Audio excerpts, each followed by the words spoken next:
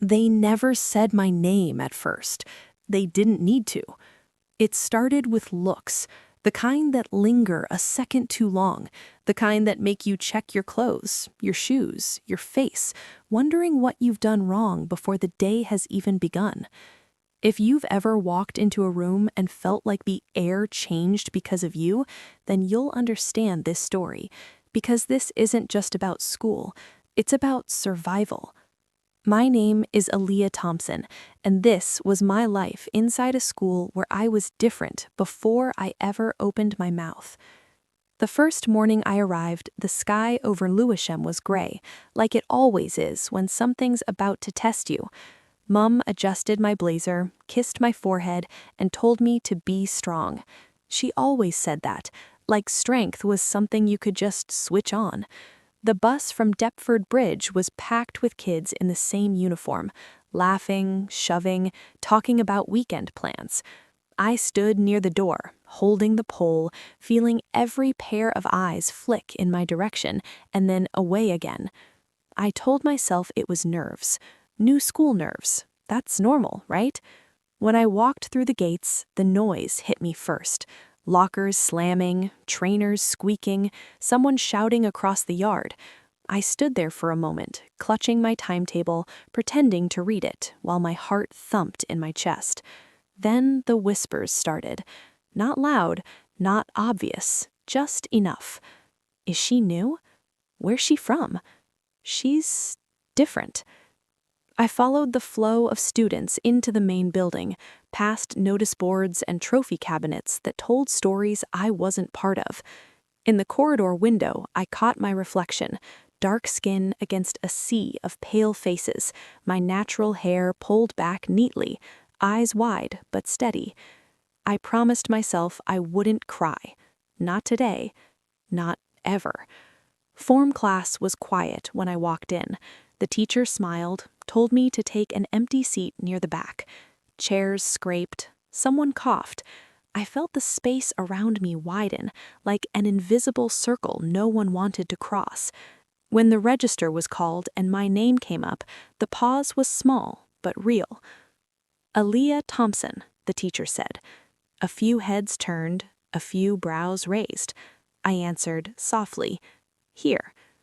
That was the moment I realized something I wouldn't fully understand until much later. I wasn't just new, I was noticeable, and not in a good way. Break time came fast, too fast. In the yard, groups formed naturally, friends leaning into each other, sharing crisps, laughing like the world belonged to them. I stood near the fence, pretending to scroll through my phone with no messages on it. A group of girls walked past. One glanced at my hair. "Why does it look like that?" she whispered, not even trying to hide it. Another snorted. "Dunno. Bare weird."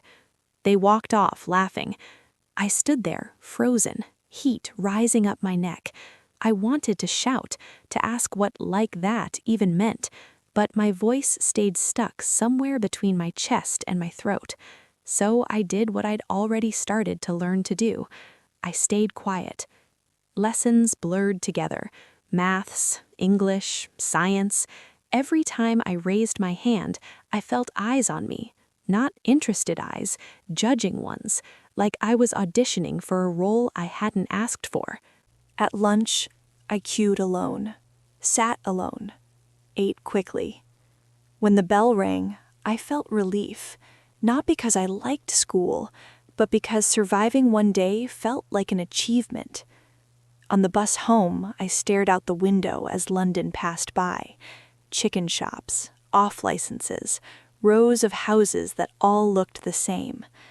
I replayed the day in my head, telling myself it wasn't that bad, but my body knew better. That night, I lay in bed staring at the ceiling, listening to the hum of traffic outside. My phone buzzed, a notification from an unknown number. I hesitated before opening it. The message was short. Cold. "You don't belong here." No explanation, no name, just that. I locked my phone and turned it face down, heart racing. I told myself it was a prank, someone messing about, kids being stupid. But deep down, I knew this was only the beginning. Because the looks weren't accidental, the silence wasn't random, and the walls around me, walls no one else seemed to see, were already starting to close in. And the worst part? No one had touched me yet. No one had shouted. No one had been openly cruel, which meant whatever was coming next would be worse. And I was about to find out just how hard surviving could be when the world decides you don't fit the picture it's comfortable with. The next morning, I woke up before my alarm. My phone was still face down on the bedside table, exactly where I'd left it. For a second, I considered not checking it at all, pretending last night never happened, but my stomach was already tight, like it knew something my head was trying to ignore. One new notification. Another message from the same unknown number. Better keep your head down today. My fingers went cold. I stared at the screen until the words blurred. Whoever it was knew my routine, or at least thought they did. I typed a reply, deleted it, typed again, deleted that too.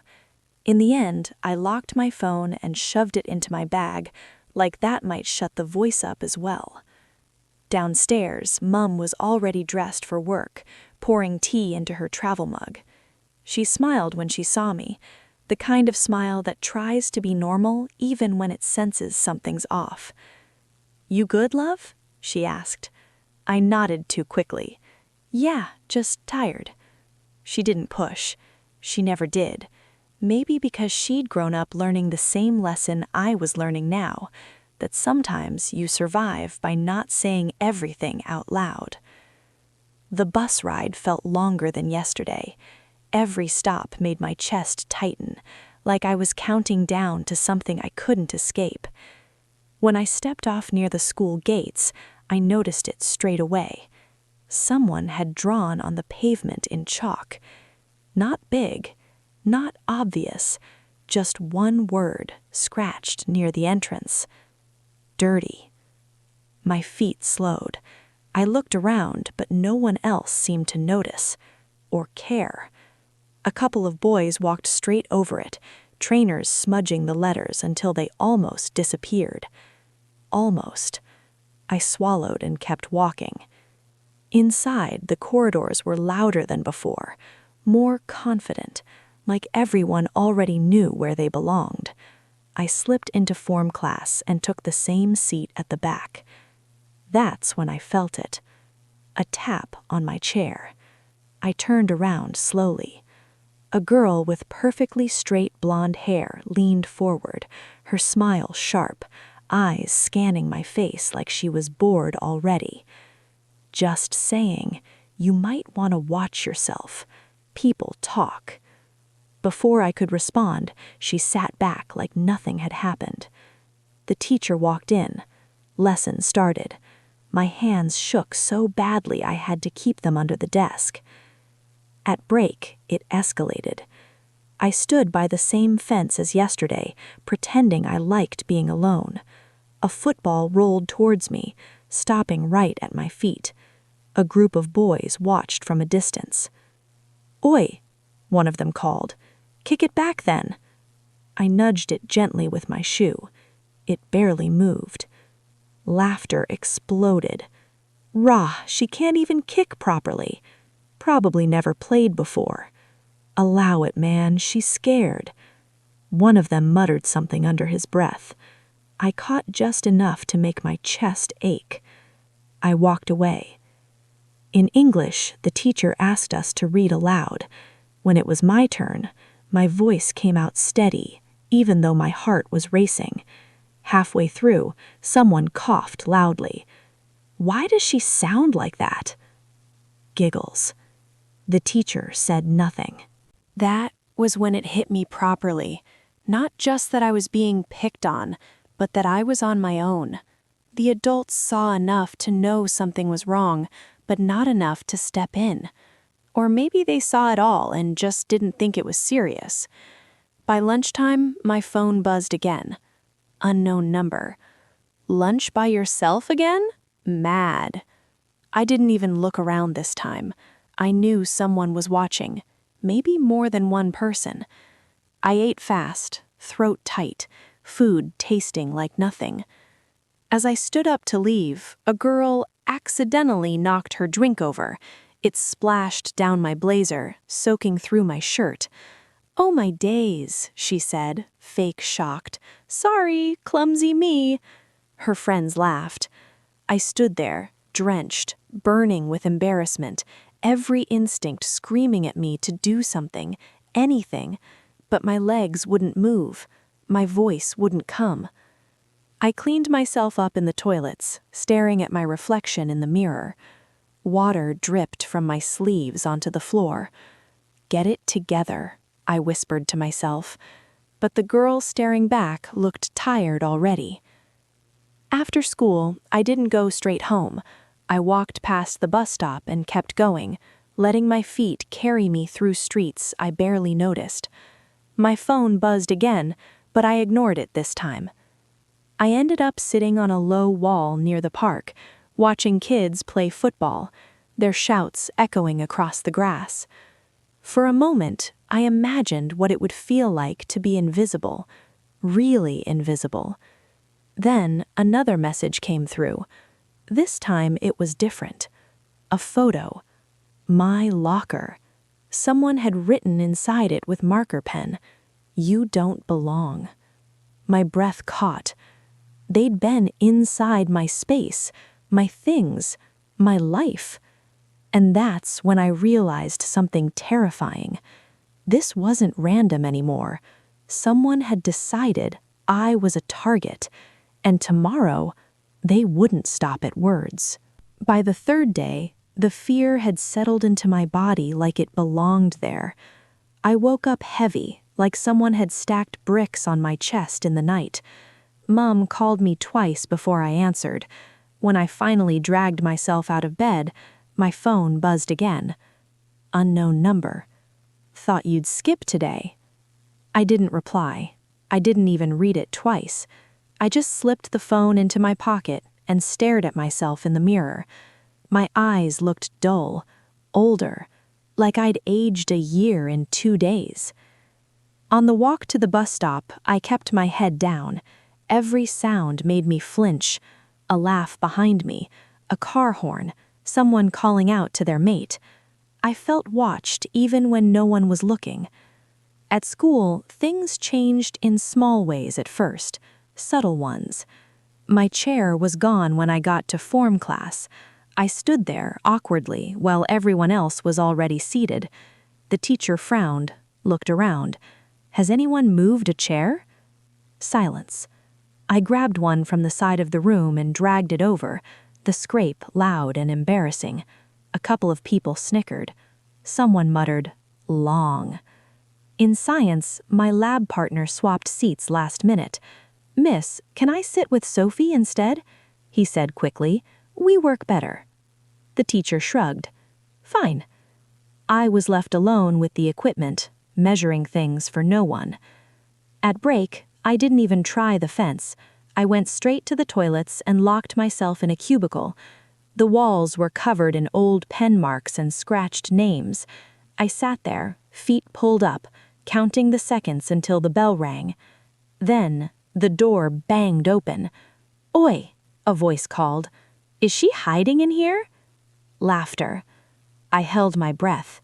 Footsteps moved closer. A shadow paused outside my cubicle. Someone knocked, sharp and hard. "Come out then."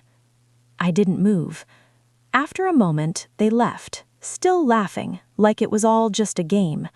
I stayed there until my legs went numb. When I came out, my phone buzzed. "You really are weird."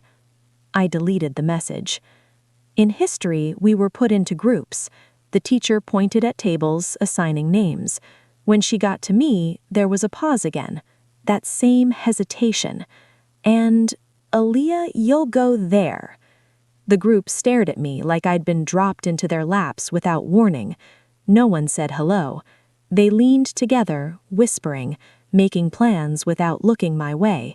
When I tried to speak, one of them cut in. "We've already sorted it." I nodded and stayed quiet, scribbling notes no one would read. By lunchtime, my stomach hurt too much to eat. I sat at the end of a long table, tray untouched. 2 boys sat opposite me, pretending not to stare. One leaned forward. "So, where are you actually from?" "Here," I said. He smirked. "Nah, I mean really." Before I could answer, his mate laughed. "Allow it, you know what he means." I stood up and walked away, tray still full. That's when it happened. As I passed the bins, someone stuck out a foot. I didn't see it until it was too late. My legs went out under me and the world tilted. Trays crashed, food spilled, laughter erupted. I hit the floor hard, palms stinging, knees burning. For a second, everything went quiet. Then the noise came back louder. "Rah! She proper fell. Watch your step, innit?" I scrambled up, cheeks burning, eyes stinging. Someone filmed. I saw the phone pointed at me, red dot blinking. "Delete that," I said, my voice shaking. They laughed harder. A teacher appeared at the far end of the hall. The crowd scattered instantly, like nothing had happened. The phone disappeared. The laughter turned into innocent chatter. The teacher looked at me. "Are you all right?" I nodded. "Be more careful next time," she said, already turning away. That was it. No questions, no concern, no justice. In the toilets, I locked myself in again, this time pressing my hands over my mouth to stop the sound coming out. My knees ached. My pride hurt worse. When I checked my phone, there were 5 new messages. A video. Me falling. Someone had added laughing emojis. Peak. Embarrassing. Told you to keep your head down. I blocked the number. Another one popped up instantly. Different number. You can't block everyone. I slid down the wall and sat on the cold floor. After school, Mom noticed straight away. The limp, the silence. "What happened?" she asked softly. I shook my head. "Nothing." She studied me for a long moment, like she wanted to say more, but then she sighed. "All right, dinner's at 7. In my room, I lay on my bed staring at the ceiling, phone clutched in my hand. I watched the video again, even though it hurt. The comments were already spreading, people tagging each other, laughing. I felt small, powerless. Then my phone buzzed again. Unknown number. But this message was different. I saw what they did. It's not right. My heart skipped. Another message followed. "I'm serious. I've been watching this for a while." My fingers hovered over the screen. "Who are you?" I typed, then deleted it. My heart was banging too loud. What if it was a setup, another joke, another way to make me look stupid? I turned the phone face down and forced myself to breathe. Morning came too quickly. On the bus through New Cross, I kept my headphones in, even though no music was playing. It was easier that way. People were less likely to talk to you if they thought you couldn't hear them. I sat right at the back this time, pressed against the window, watching the estates roll by. At school, the vibe was different, not better, worse. People were whispering more openly now. I caught my name slipping through conversations that stopped the moment I looked up. A group of girls near the lockers burst out laughing when I walked past. One of them said it loud enough for me to hear. "That video's bare jokes." I kept walking. In form class, my phone vibrated again. Unknown number, the same one from last night. They're sharing it in Year 11 group chats now. My stomach dropped. I glanced around the room. Everyone looked normal, pens out, heads down, like nothing was happening, like my humiliation wasn't traveling through phones and screens faster than I could keep up with. In PE, it got worse. We were changing in the girls' changing room when I felt it, that sudden silence that means something's about to happen. Someone snorted behind me. Why does her hair take up so much space? Another voice laughed. Bet it's fake anyway. I ignored them, tying my laces slowly, hands shaking. As we lined up to go outside, someone brushed past me hard enough to knock me sideways. "Watch where you're going," she snapped, like it was my fault. Outside, on the field near Blackheath, the wind cut straight through my kit. We were split into teams. I was picked last, obviously. Every time I got the ball, someone shouted, "Pass it, man!" When I did pass it, they complained anyway. "She's dead. Why is she even here? Allow it, we're playing a man down." I stopped trying. That's when the teacher blew the whistle. "Aaliyah, you're not even moving. If you don't want to take part, you can sit out." I opened my mouth. Nothing came out. I sat on the cold bench, hugging my arms around me, while the game carried on without me. I felt stupid for thinking school could ever be just about lessons. At lunch, I didn't bother with the hall. I went straight outside and sat on the steps near the science block, scrolling through my phone with numb fingers. The video had spread. Different angles now, different captions. Imagine falling like that. Why is she always by herself? Some people don't know when they're not wanted. My vision blurred. Then a new message came in. Same unknown contact as before. "Meet me after school by the library on Lewisham High Street." My heart thumped. I typed back this time. "Why?" The reply came almost instantly. "Because I know who started it." I froze. The rest of the day dragged. Every minute felt stretched thin, like the universe was testing how much more I could take. When the final bell rang, my legs felt weak as I packed my bag. I almost didn't go. I stood outside the school gates for a long moment, watching kids meet their mates, laughing like nothing in the world could touch them. Then I turned and walked the other way. The library was busy when I got there, people coming in and out, buses hissing at the stop. I hovered near the entrance, nerves buzzing, checking my phone every few seconds. Then someone said my name, softly. I turned. It was a girl from my year. I'd seen her around, but never spoken to her. Dark curls, big coat. She looked just as nervous as I felt. "I'm Mia," she said. "I sent the messages." I didn't know what to say. She glanced around before continuing. "I didn't want to say anything at school. People notice too much." We sat on a bench nearby. She told me everything.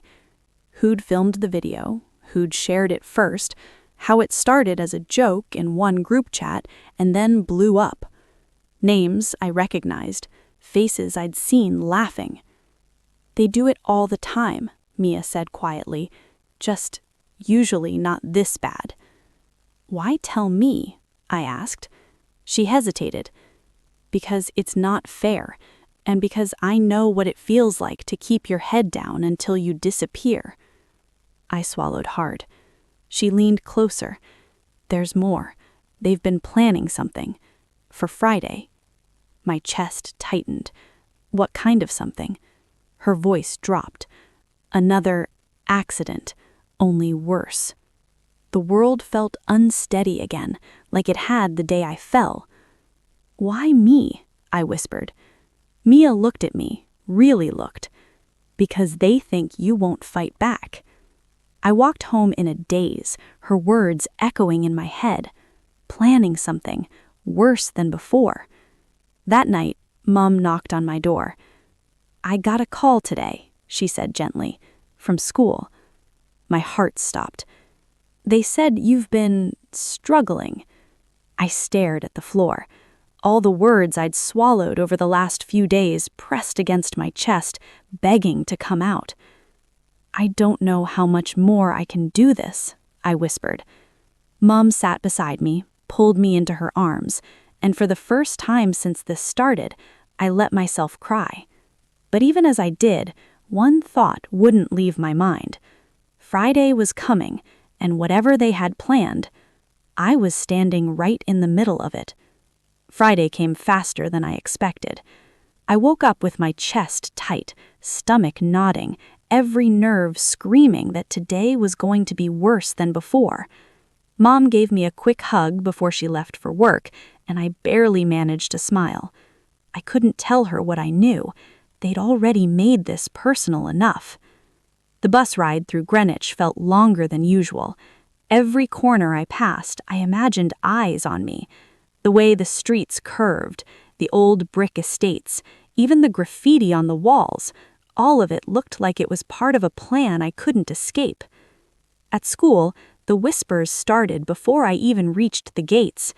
"She's here," someone muttered, barely loud enough to catch my ears. Another voice added, "Bet she doesn't even know what's coming." I tried to ignore it, head down, hands in pockets, but the moment I stepped into the yard, I could feel it, the subtle shift, the tension that wasn't there before. Everyone seemed to know something I didn't. Form class started normally, but normal was a lie. My chair had been moved again. Someone had scribbled tiny words on the edge of my desk. "Watch out." I froze, hand hovering over my pen. Then it happened. During maths, someone leaned across my desk. "Oi, Aaliyah, you might want to check this." I glanced down. My notebook had been tampered with, answers erased, notes smudged. Someone had clearly been in my bag earlier. I swallowed hard. My hands shook, but I kept quiet. I didn't raise my voice. Not yet. Break time was worse. The yard at Deptford Green was filled with kids running around, shouting, laughing. I stuck to the side near the bike racks, pretending to scroll through my phone. I heard a football being kicked too close to me, and when I looked up, one of the boys who'd been filming me earlier smirked. "Careful in it, wouldn't want you falling again." I didn't respond. I walked past quickly, feeling the stares follow me like they were claws. During lunch, I tried to stay out of the hall. Instead, I went to the library. Quiet, safe. At least, I hoped it was. I sat in a corner by the window near the high street, glancing at my phone constantly. Mia had told me about the Friday plan. I didn't know exactly what it meant, but I knew it wasn't something I wanted to find out alone. By the time I reached the small park near my block, my phone buzzed again. Unknown number. "Meet me, now, by the old library steps. Don't tell anyone." I froze. The old library near Deptford Church Street, a place I used to pass all the time but never thought about stopping at. My heart was hammering, but I knew I had no choice. When I arrived, Mia was already there, leaning against the brick wall, hood up. She looked tense, glancing over her shoulder like she expected someone to appear at any moment. "They know about you," she said immediately, voice low, "and they're planning to make it really bad after school today. I can't say exactly what, but it's going to get physical if you're alone." I swallowed hard. "Then what do we do?" She looked around again. "We stick together. We don't let them see you alone. If anyone tries something, you don't fight. Don't give them what they want. Follow me." We slipped through the side streets of Lewisham, staying out of sight, moving like shadows. Every few minutes, I heard laughter from the schoolyard or shouts of other kids heading home. My heart was pounding, fear sharp in every nerve. For the first time in days, I felt a flicker of hope. Not because the situation was getting better, but because I wasn't alone. Someone knew. Someone cared enough to step in. But the dread didn't leave, because even with Mia by my side, I knew one thing. The walls around me weren't just invisible anymore. They were closing in, fast.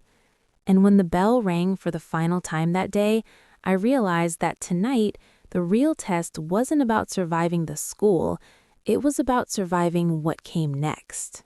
The afternoon dragged, but the tension never let up. By the time the final bell rang, I felt like I'd been running a marathon I didn't sign up for.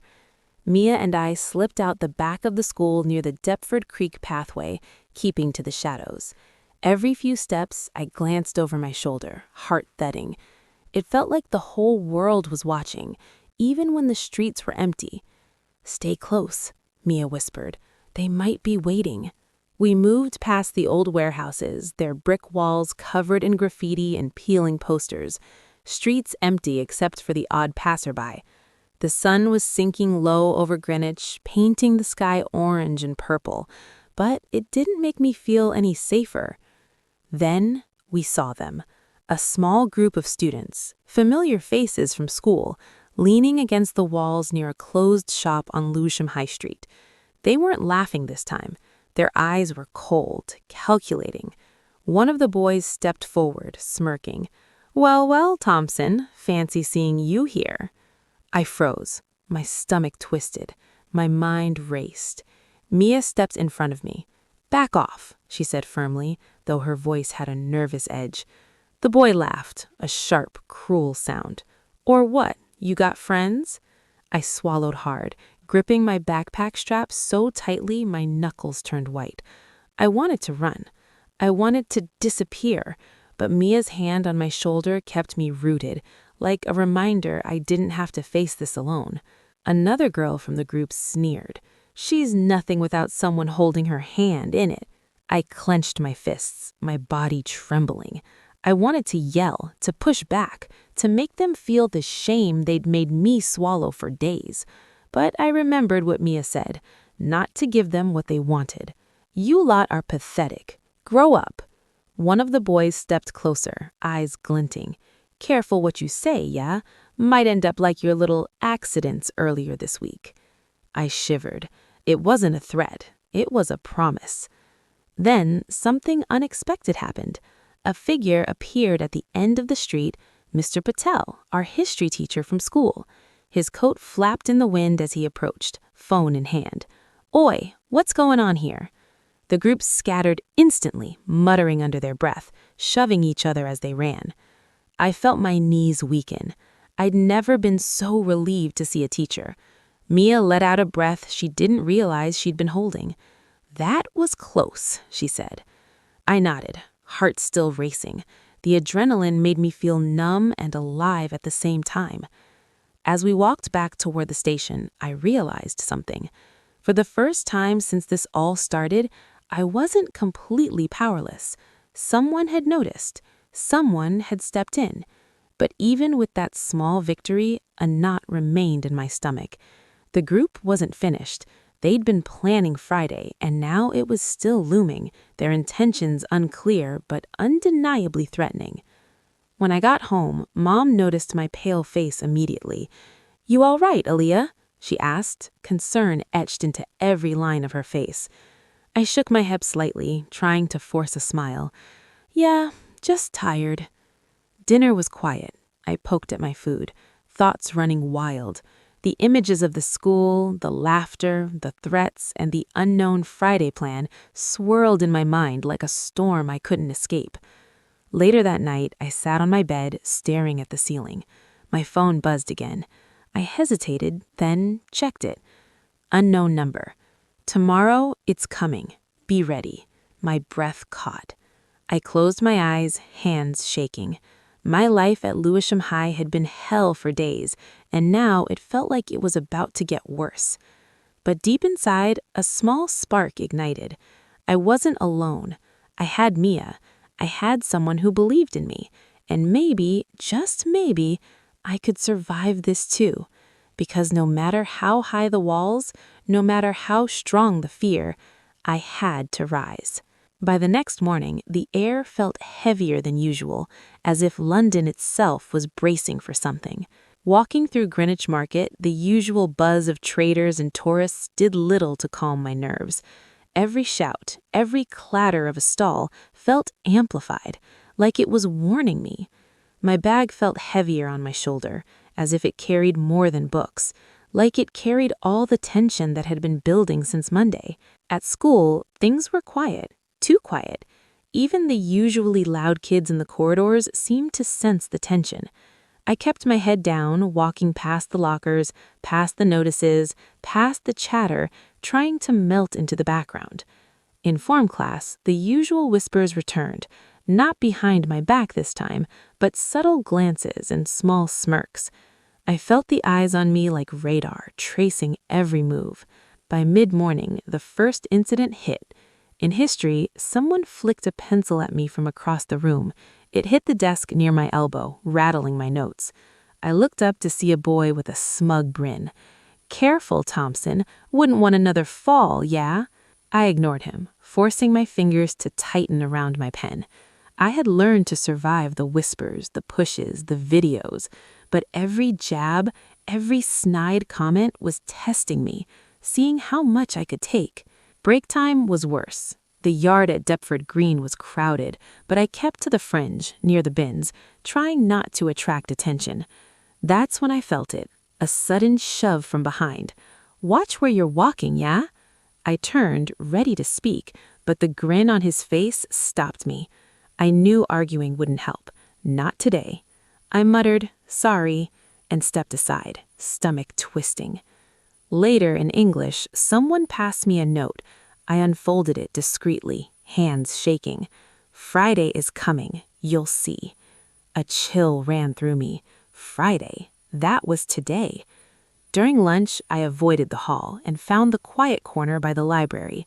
Mia was already there, sitting cross-legged, hood up, scanning the yard as if expecting trouble to appear at any moment. "They've been waiting for the weekend," she said quietly when she saw me.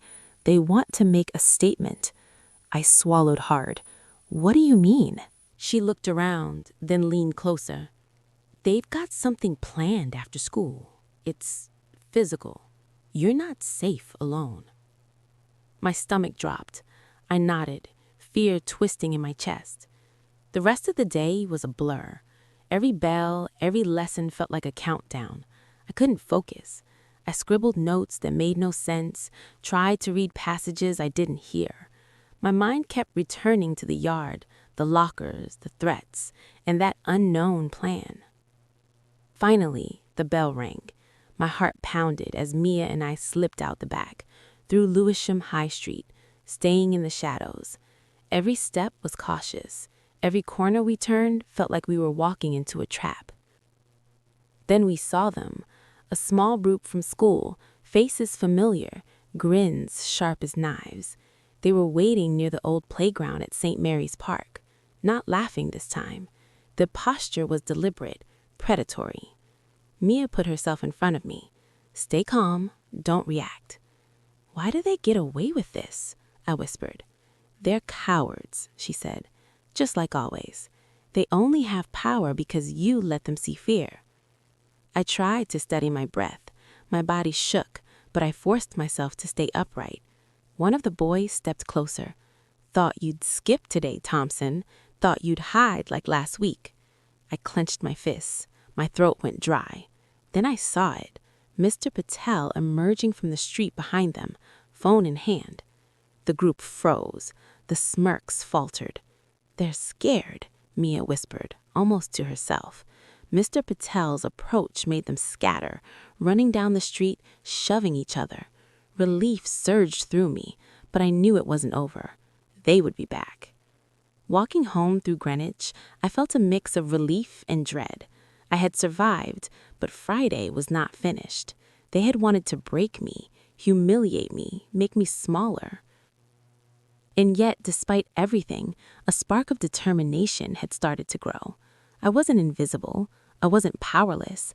I had someone who saw me. I had myself. And tomorrow, I knew I would face them again. Because no matter how high the walls, no matter how cruel the world, I was learning to rise. Saturday morning came, but I didn't feel the relief that usually brings weekends. The events of Friday still loomed, twisting in my mind like a shadow I couldn't shake. Even though school was over, I couldn't stop thinking about the group, their smirks, the way they had tried to corner me at St. Mary's Park, and the messages that still buzzed in my phone. Even in PE, when we returned to Blackheath, the field no longer felt like a battlefield. I moved through the exercises, head high, heart steady. The bullies still existed, but their control had slipped. I had risen above their invisible walls. By the end of the day, Mia found me near the library steps. "See, told you," she said softly, smiling. "They only have power if you let them." I nodded, feeling something I hadn't felt in a long time. Strength. Not just physical, but mental, emotional. The knowledge that I could survive even when the odds seemed stacked against me.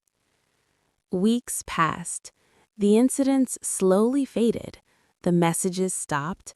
The videos vanished from group chats. And with each day, I realized something powerful. I had grown. I walked through Lewisham, Greenwich, Deptford, and the streets of London that had once felt threatening, and now they felt mine. Not owned, but navigable. Safe. I had navigated the invisible walls that others had tried to build around me and emerged stronger. At school, people treated me differently, not always better, but differently. They no longer underestimated me. They no longer assumed I would be easy to humiliate. I had changed the narrative, even if quietly. And for the first time in a long while, I felt proud of who I was. Aaliyah Thompson, a girl who had been tested, bullied, underestimated, and yet had survived. And not just survived, I had risen. Mia and I sat on a bench near the park, watching the sunset over Greenwich, the Thames reflecting the orange glow. "You did it," she said. I smiled softly. "No, we did it." Because that's the lesson I carried with me. Walls may be invisible, fear may be loud, bullies may push and threaten, but resilience, courage, and the support of those who see you, that's how you break through. And though the world may try to make you small, you can always rise.